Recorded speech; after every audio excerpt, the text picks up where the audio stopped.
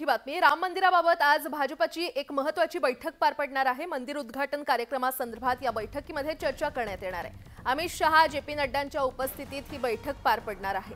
तर प्रत्येक राज्यातील पदाधिकारी हजर राहणार आहेत आणि राम मंदिर उद्घाटन कार्यक्रमाच्या संदर्भात भाजपने आज खरं तर उच्चस्तरीय बैठकीचं आयोजन केलेलं आहे। केंद्रीय गृहमंत्री अमित शहा आणि भाजपाध्यक्ष जे.पी. नड्डा यांच्या उपस्थितीमध्ये होणाऱ्या या बैठकीला पक्षाचे प्रत्येक राज्यातील 2 प्रमुख पदाधिकारी हजर राहणार आहेत आणि येत्या 22 तारखेला अयोध्येमध्ये राम मंदिराचं उद्घाटन होणार आहे। मंदिर उद्घाटनाचं औचित्य साधत देशभरात धार्मिक आणि सांस्कृतिक कार्यक्रमांचे व्यापक प्रमाणात आयोजन करण्याची भाजपची योजना आहे आणि त्यामुळे आजच्या या बैठकीत कार्यक्रमांची रूपरेषा निश्चित केली जाऊ शकते।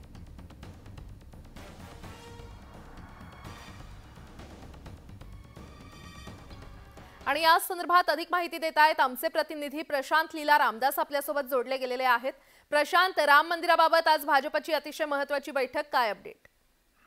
बरोबर, राम मंदिराच्या संदर्भात कशा पद्धतीने आयोजन असावं, कारण की त्या पद्धतीने संकल्पना भारतीय जनता पक्षाने घेतलेला आहे की संपूर्ण देशभरात 22 जानेवारीला ज्या पद्धतीने उत्सव साजरा करायचा त्यापूर्वी साधारणतः कशा पद्धतीने कार्यक्रम असावे आणि काय कार्यक्रमाची योजना आहे या संदर्भात एक अत्यंत महत्त्वाची बैठक आज भारतीय जनता पक्षाच्या मुख्यालयामध्ये आयोजित करण्यात आली आहे। भाजपच्या विस्तारित कक्षामध्ये ही बैठक होणार आहे, विस्तारित इमारतीमध्ये ही बैठक होणार आहे। या बैठकीला केंद्रीय गृहमंत्री अमित शहा यांच्याशिवाय भारतीय जनता पक्षाचे अध्यक्ष जे.पी. नड्डा याशिवाय अनेक सरचिटणीस उपस्थित राहणार आहे, ज्यामध्ये विनोद तावडे जे महाराष्ट्राचे नेते आहेत भारतीय जनता पक्षाचे आणि सध्या सरचिटणीस ते देखील उपस्थित राहण्याची शक्यता व्यक्त केली जात आहे।